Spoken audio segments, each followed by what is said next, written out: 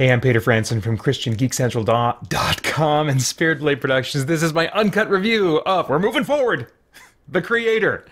The synopsis on IMDb reads, against the backdrop of a war between humans and robots with artificial intelligence, a former soldier finds the secret weapon, a robot in the form of a young child. And then later, the 20th Century Studios description reads, amid a future war between the human race and the forces of artificial intelligence, Joshua, a hardened ex-Special Forces agent grieving the disappearance of his wife, is recruited to hunt down and kill the Creator, the elusive architect of advanced AI who has developed a mysterious weapon with the power to end the war and mankind itself. Okay, man, I saw trailers for this months ago, and I just visually, it was just captivating. I was like, man, this looks like such an amazing world. I cannot wait to just sit in a theater or at home and just be absorbed in this world. I don't know what the story is going to be. I have some suspicions, but it could go one of several ways. It did not go the way that I had hoped, but I still really appreciated some particular elements. Let me get into it. First off, what is this thing? I would describe it as a dramatic sci-fi journey with bursts of action throughout. Definitely action, definitely recurring throughout, but it spends time on the drama of this main character Joshua and the robot girl that he's traveling with and developing a connection with. I mean, I couldn't name off the top of my head what story has had this formula before, but there's a ton of them, you know, like some guy that's hardened traveling with a young child, and he develops feelings for this child, you know, over time. You know, it's that kind of thing. This is mostly a story about Joshua and this robot girl on the run, with Joshua learning to set aside his preconceptions, his prejudices, his biases against AI, because of how pure and sweet the little AI robot girl is. That's why he's setting those things aside. Not because he's learning some things about the nature of AI, but because, you know, well, I'll get to that in a second. This story, you know, I was trying to figure out, because I've got a hang up, and those of you who are familiar with my content know this already. If a story asks me to care about and value an artificial intelligence, meaning something that was made purely by humans, a software, a robot, whatever, if I'm supposed to, as a viewer, invest in that and care about that AI character as though it is a person and has the same value as a person, I check out. Unless they give me some reason to believe that there's a non-physical component that takes the place of a soul. Because I think that the non-physical component of humans is an integral part to what makes us human, what makes us persons, what makes us valuable. I believe it's very closely tied to the way in which we were made in the image of God. And so looking at a movie like this is like, well, I'm going to get hung up on that, but maybe, because sometimes sci-fi will do this, maybe they're going to just use robots and AI to instead comment on something else, like slavery or racism or class inequality or something like that, but it's something about what's going on today or in recent history. If that's the case, if I sense that they're leaning into that messaging and theming, then I can set aside how the AI came about, and just for the sake of engaging with that intended theme that the drama supports, for the sake of engaging with that, you know, I can just kind of throw out, okay, well, AI, whatever.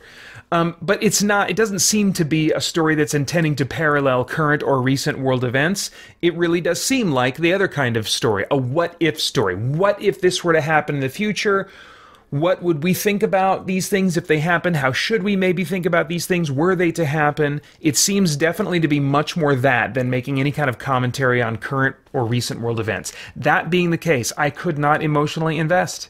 I was constantly taken out of the movie by sad remembrance of the prevalence of naturalistic thinking in the world. Even by those that are not naturalistic or atheistic, we can still find ourselves just adopting a very naturalistic view of life and the world. That, or there would be like weird AI lore elements that made no sense. It'd be like, okay, why would this robot be programmed to act this way, to react this way. It just seemed like they were asking me to see these machines as persons, but they weren't explaining near enough about how they got to this point. Why does this robot like ice cream?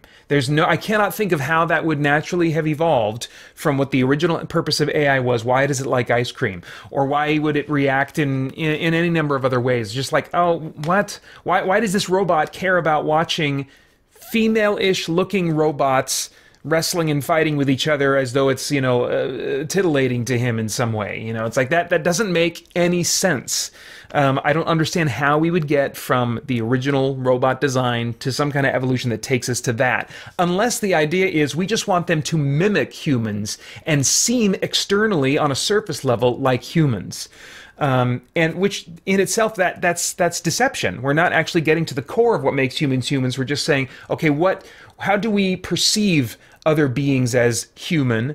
And then let's take those surface things and let's do a convincing version of those. That's a different thing if you're talking about AI doing that. Fooling us is not the same as being us, So let's see here. I can imagine the drama and artistry of the presentation of the creator maybe giving some people the impression that, well, surely it's making some well thought out philosophical statements, but I really don't think it is, and I'll get to that a little bit later. So anyway, just because of the philosophy that served as the foundation for the whole premise, I was just taken out of the movie a lot. I think a lot of people aren't going to have that hang up, including Christians who would affirm the same things to be true that I affirm to be true about the human condition. So I mean, and what makes us human. So I'm not saying that, like, as a Christian you ought to react to movies like this the way that I do. I'm just putting it out there. This is a hang up that I have, and this is why. Okay, so cast, performances. Really solid performances across the board, I thought. Great emotional access from the main child actress who plays the girl robot, and even peripheral child actors that, like, don't have hardly any lines, maybe just come on and then they get scared and then they're crying and stuff. Now, I don't know what was done on set maybe to encourage or bring about those responses. Hopefully nothing that's, harmful to the children involved. But at least the net result, I would say, hopefully achieved in a healthy way, was really powerful and convincing, whether that's through editing or direction on the set or just talent on the part of the child actors or a combination of all those things, really impressive. And so the performances of the child actors stands out first and foremost, but also of the adult cast as well. All sold me on the groundedness of this world about as much as the visuals did, but really it was the visuals that made this such an engaging experience for me. Captivating visual design and execution on sets, on costumes. There is lots of sci-fi spectacle. It feels like a very thought out and developed world in many ways. Like I said, there are some inconsistencies. I'm like, well, why would the robots do this? So some of the lore of how the robots are the way they are, I wonder if that's a bit undercooked, but so many other elements at least give the impression that, like, oh man, this show is like deeply designed and thought out, but the world is still very earthy and used despite that almost constant spectacle of sci-fi trappings throughout. And the digital limb or body replacement, a lot of times with the AI characters, like the back of their skull and a lot of their neck is all endoskeleton,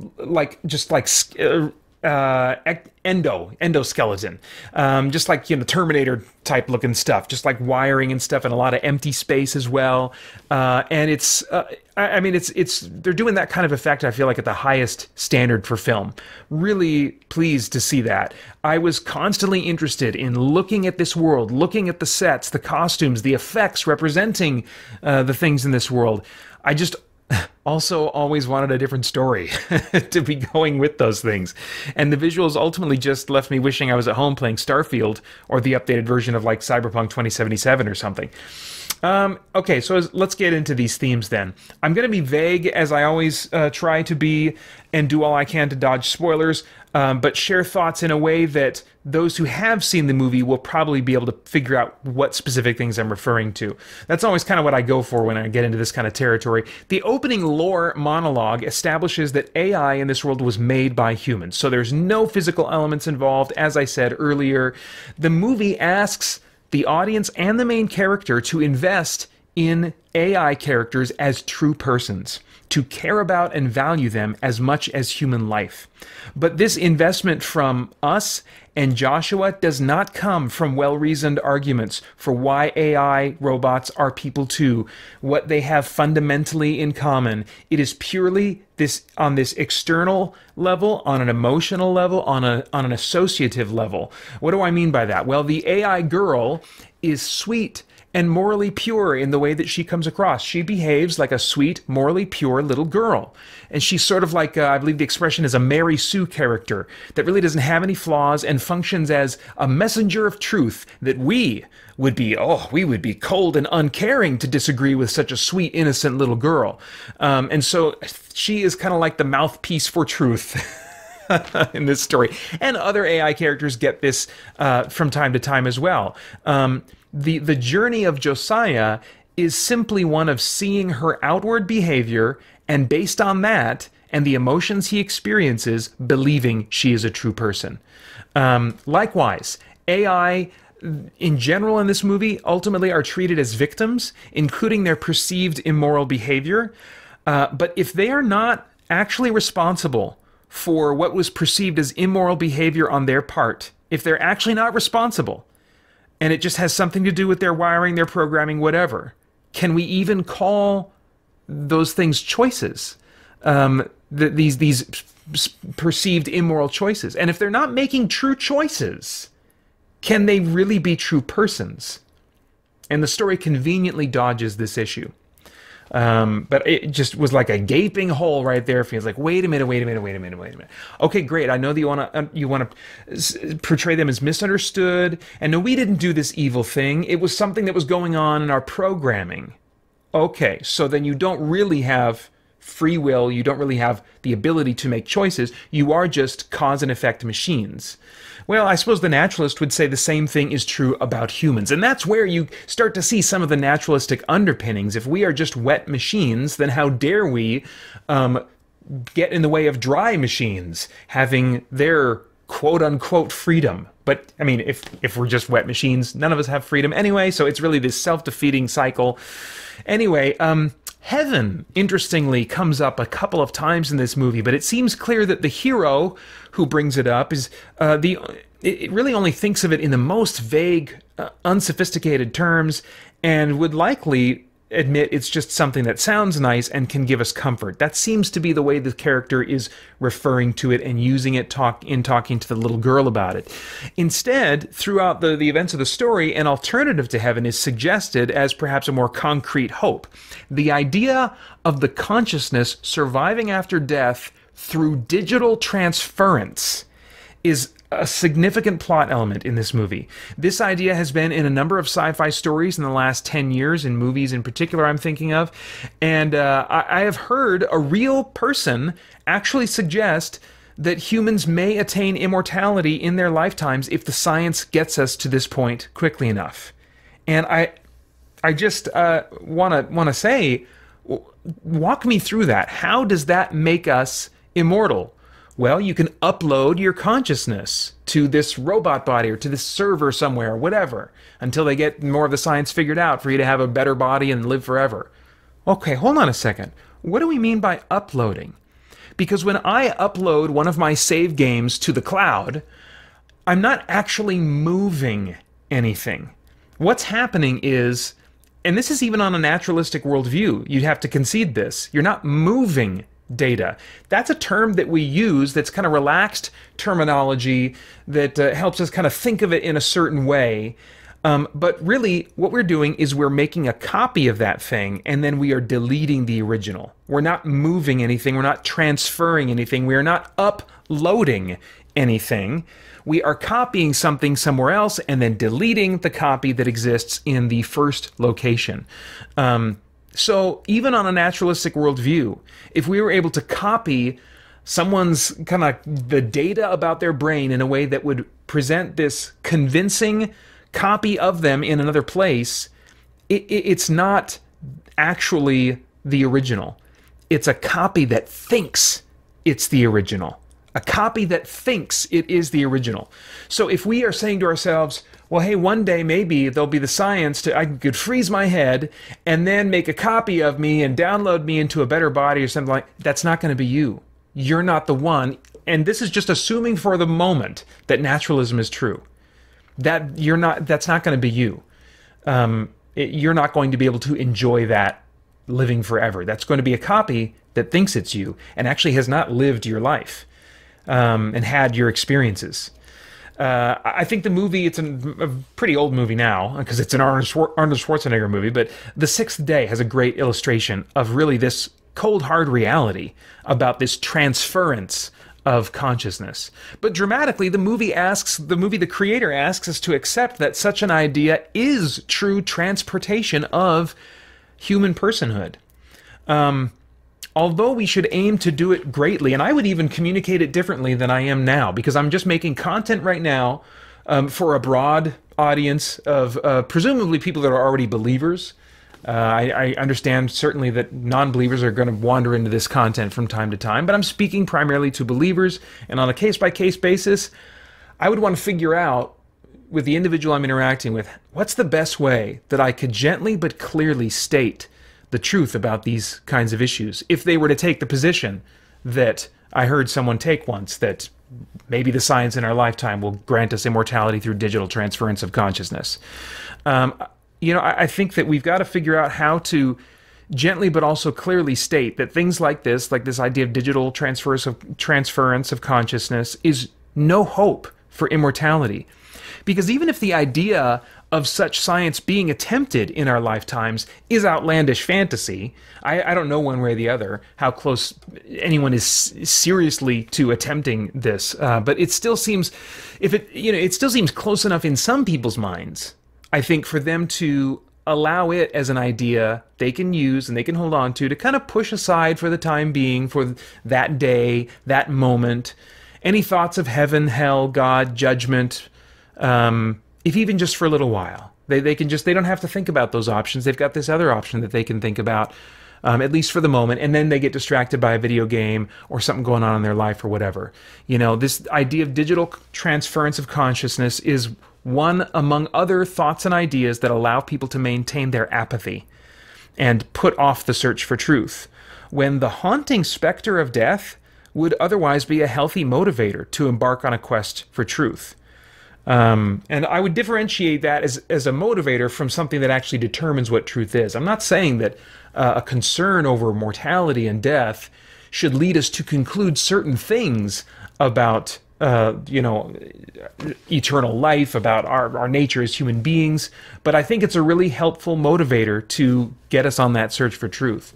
I don't know if on a national level we're going to be debating that a particular AI like ChatGTP or whatever it's called is a person, within my lifetime. I don't know. I mean, I don't think anybody's seriously in the scientific community having that debate right now about AI, whether or not it's really a person, if a certain instance of AI is a person. And I don't know if that conversation will seriously be had, and I mean seriously not just by internet you and me, but I mean like the scientific community, by lawmakers, things like that. I don't know if that conversation on that level is going to happen in my lifetime, but we are already seeing many people come to conclusions about themselves and about the world based on subjective feelings instead of truth. For many people already, feelings determine what they believe to be true if those feelings are strong enough. We see a lot of that going on today. And I come away from watching The Creator with a strong conviction that we, as believers, have got to increasingly get better and better at learning how to sensitively, lovingly, and clearly articulate the problems with a feeling-led determination of truth on particular issues in the various ways that it pops up. Okay, I have no idea what your tastes are in movies, but if I were a time traveler, I'd go back in time and say, Paeter, yeah, skip this one. Just watch that trailer. Wow, that's a beautiful trailer, and that'll be enough. And then stay home and play Starfield, and you'll be just fine. This one's rated PG-13 for violence, some bloody images, and some strong language. And those are all of my thoughts for now on The Creator. As always, I'd love to get your thoughts and reactions in the comments below. Please like, share, subscribe, click that bell, do the stuff. I want to thank the Spirit Blade Insiders for making this review possible. You can get info about the benefits of joining over at patreon.com/spiritbladeproductions. Then, as always, I hope you'll check out our podcast and stay connected to all CGC content over at christiangeekcentral.com as we continue to geek out and seek the truth.